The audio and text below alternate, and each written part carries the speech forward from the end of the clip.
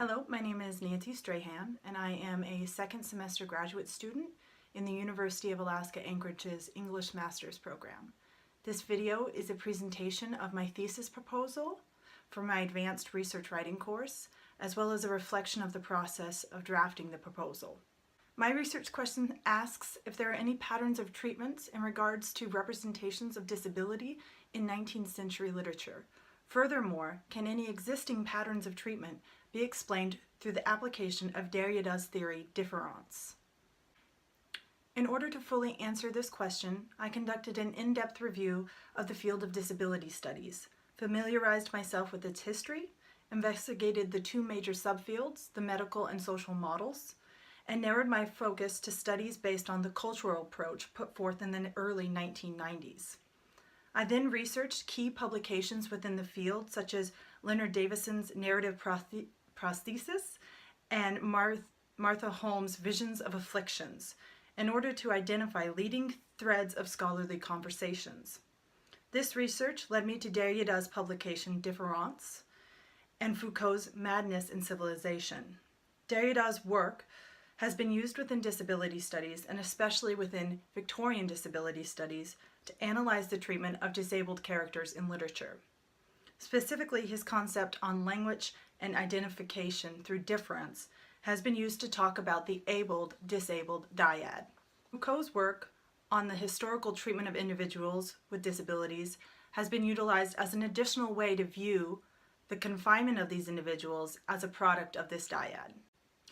In order to study any patterns of treatment within the representations of disability in Victorian literature, I will examine the treatment of characters within Charlotte Bronte's Jane Eyre and Wilkie Collinson's Poor Miss Finch, through the lens of Derrida's difference, specifically his concepts of identification through differing.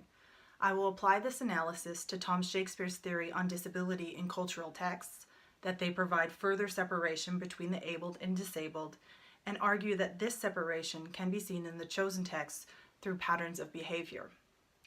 Discovery of any pattern of treatment of these characters will help my readers gain a better understanding of 19th century views of individuals with disability, and that these treatments may be occurring in other mediums, even society, and therefore should be acknowledged and addressed by those within disability studies. Specifically, I will analyze the character of Miss Finch, how her financial arrangement, her need of a constant companion, her status in the marriage market, and section living quarters, as well as communication pathways, secure her status as disabled and therefore other. In addition, I will present Oscar's skin disease and its effect on his marriage plot as a product of his movement from abled to disabled in regards to classification.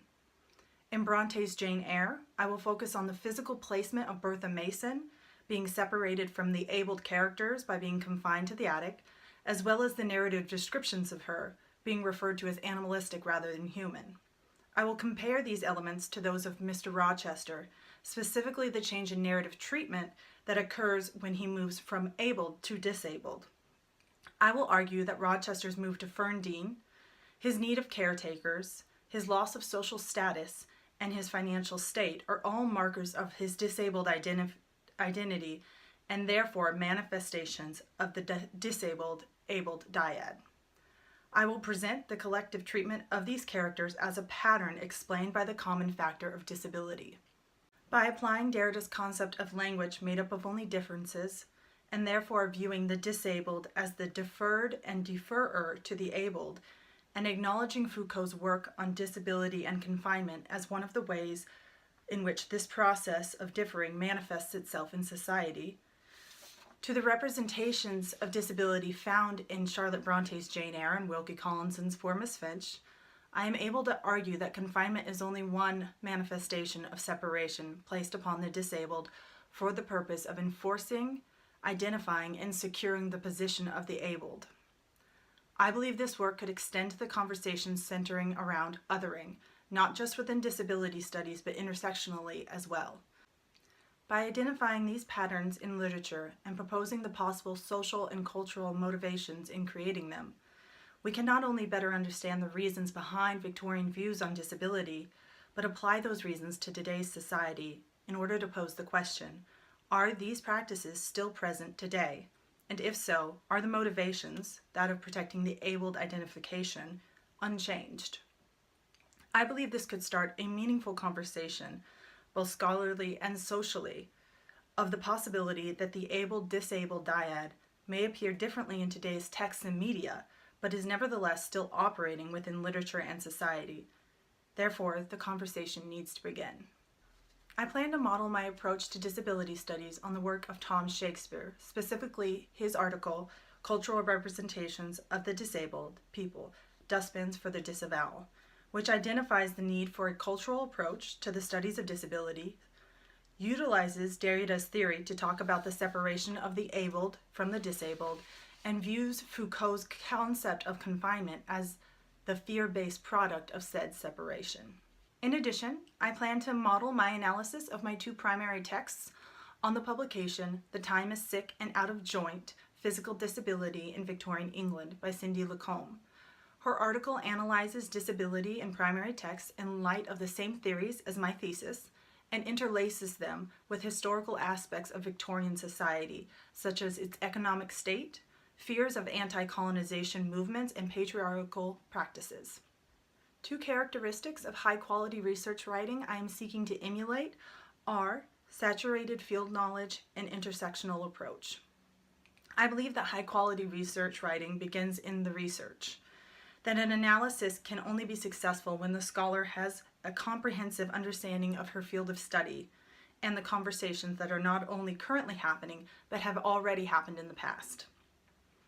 In addition, I believe that an intersectional work is incredibly important to a project's long-term success. While there is something to be said for a focused analysis, the possibility of beginning multiple meaningful conversations increases when an intersectional approach is taken. Also, by not limiting theories and approaches to those within a scholar's field, she is able to conduct a more comprehensive analysis. To accomplish this project, several steps need to be taken. First, I will need to conduct an in-depth reading of both Derrida and Foucault's works. Given that these two scholars and their works are key components of my argument, I need to confirm that their theories are being correctly applied to my primary texts. I need to revisit book-length sources such as Leonard Davis's Enforcing Normalcy, Disability, Deafness, and the Body, as well as Rosemary Garland Thomason's Extraordinary Bodies, Figuring Disability in American Culture and Literature, to ensure that I have a full grasp of the scholarship in my field. Since my work deals with the treatment of disability based on cultural factors, I will also need to expand my knowledge of Victorian culture in order to discuss how the disabled characters and their treatment in the text I am studying differ from what an able-bodied Victorian would encounter. In addition, I need to expand the amount of Victorian disability studies sources included in my thesis. Specifically, I will search for publications that apply Derrida's and Foucault's works in their analysis of disability representation. Special focus will be given to sources that center on concepts of separation, normalcy, and fear-based practices of othering. I believe that this project, once completed, would not only be a successful thesis, it would also be an impactful scholarly article. Specifically, I think the journal, Victorian Literature and Culture, would be a good fit for my piece as it focuses on the representations of social and cultural issues in literature. Thank you for taking the time to listen to my thesis proposal and reflection.